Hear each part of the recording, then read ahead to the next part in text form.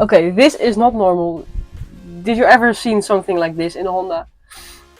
So we finally got our hands back on this project, finally again. So we wanted this coupe as a drift car, rear-wheel driven Honda Civic coupe with the CD09 transmission and the 350Z differential with a K20 turbo. And so finally today we are working on this car again. So we already tried some things with the suspension, but it didn't work as we wanted to work. So we're trying to do something else now. So today we are removing everything we don't need and just start all over again with a clean start. So as you can see, I'm removing the front wheels, eventually also removed the wishbones and the coilovers.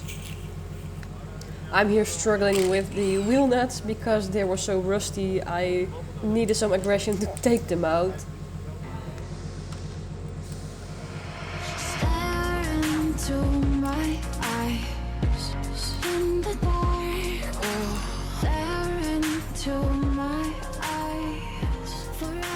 After the wheels are removed, we go further and dismantle the front bumper. Eventually we remove the complete front.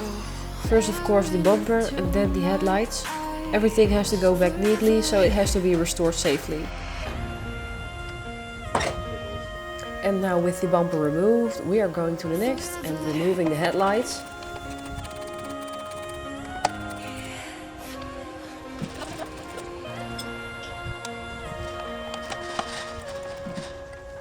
With removing the most of the parts, we have a better view of the original framework, and we're gonna remove the old Honda suspension.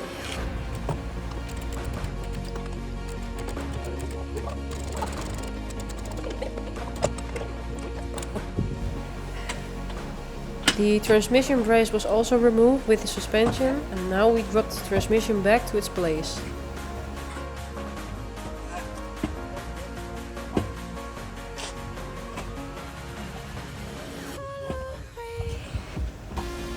This is the first time we take a glance at the E46 subframe on its possible mounting place. At this moment, Erwin is remounting the steering rack. Here we take a look and try and measure the transmission phase till the front of steering rack. This measurement we need to use for clearancing the oil pump and sump. We went to the engine to confirm the 30 centimeters from the face of the transmission. At its first point with the marker we know we need to clear to that point.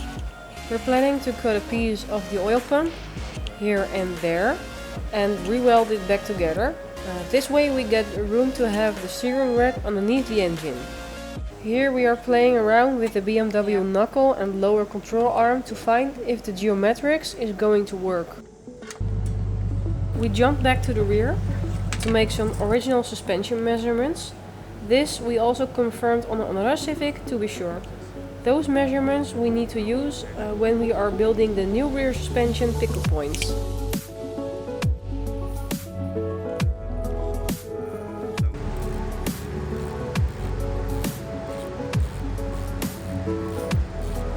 Here you see us removing all of the suspension, even the fuel filling tube.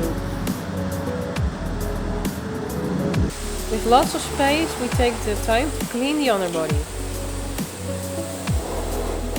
And of course not to forget the engine bay.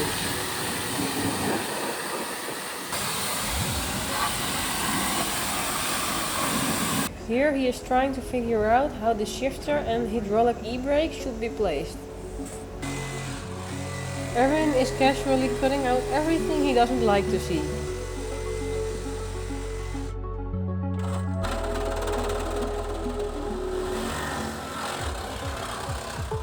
He may have cut out too much, but no worries, a little bit of extra work doesn't hurt. In order to design plates that can be welded onto the original framework, this also to reinforce the chassis because it was not designed as a driven axle. For some people it still looks like junk. We share this opinion, but maybe in the future it doesn't. So over here we got the trailer arms of the Honda Civic Coupe. And we're gonna remove this plate here in the inside, as you can see. we're gonna remove this inner plate, and Aaron is going to make a new plate which will fit on the wheel hub, combining with this wheel bearing, just to make everything fit. So we got plenty screw wells over here. I'm drilling these out in order to get this plate out, and then after that Aaron will like 3D scan the whole trailer arm and get new plate fitting on a new wheel hub and new wheel bearing.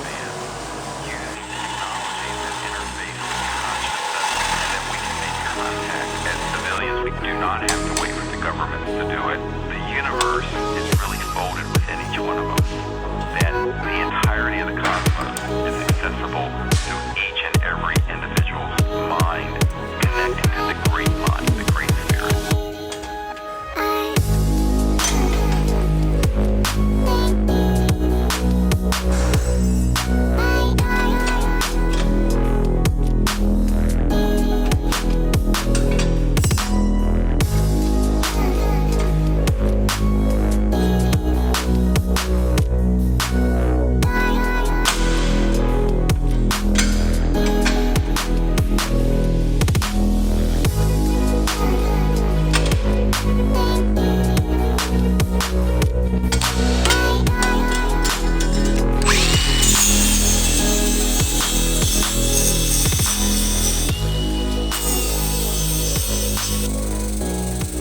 The wheel hub and bearing came separate, so we took them to the hydraulic press to push them to their final form.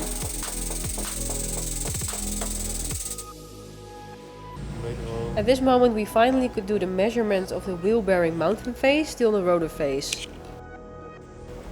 He takes notes on his phone to get them later on. Next, he also did this on the brake caliper for maximum rotor thickness and offset for the rotor against mounting face. With those measurements, he did some calculation to try to get an estimate brake rotor dimensions. Using the internet, he found an original BMW brake disc that had the right dimensions for the brake swap.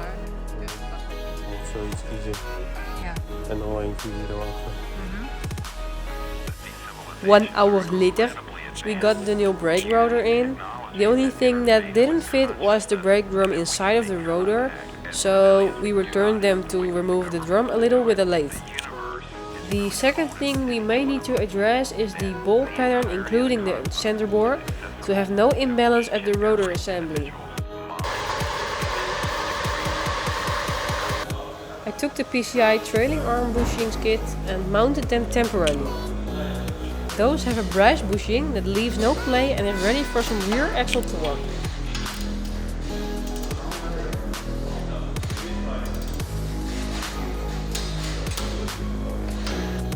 So let's try a test fit. We just placed the arm back in the vise. The axle and wheel bearing will made up and will be tightened up a little.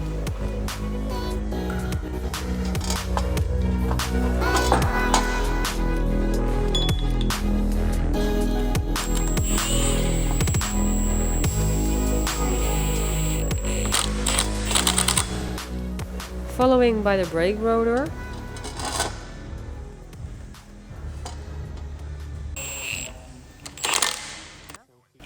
Here you can see the current setup. We have a 350Z wheel bearing, followed up by a BMW E46 rotor and 2 BMW calipers from unknown series. Also, we were judging how we want the dual caliper setup needs to look.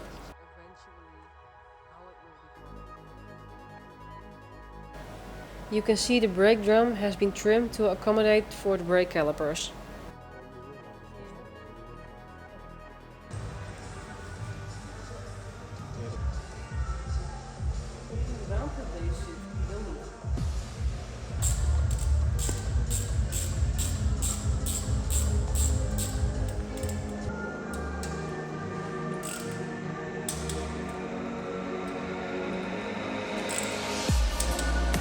So we are about to cut the oil pump. We're gonna make it as short as possible.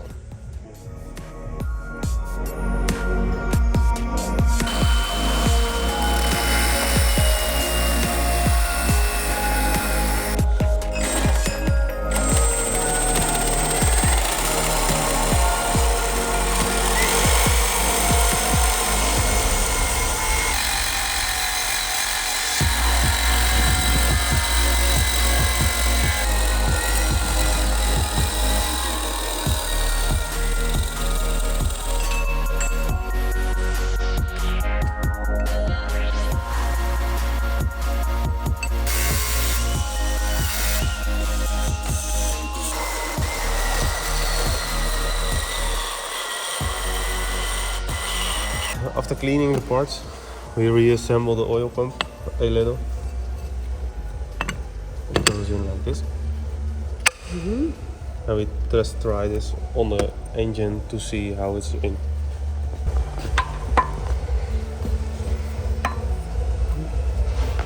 As you can see, we're just on the edge of the measurement from the steering wheel.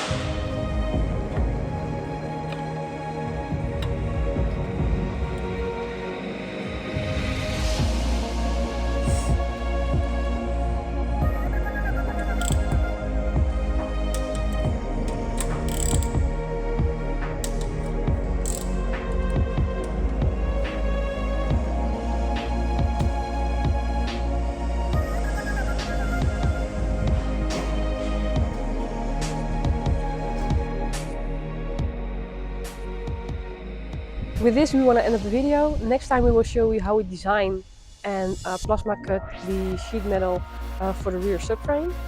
I hope you enjoyed the video. Until next time.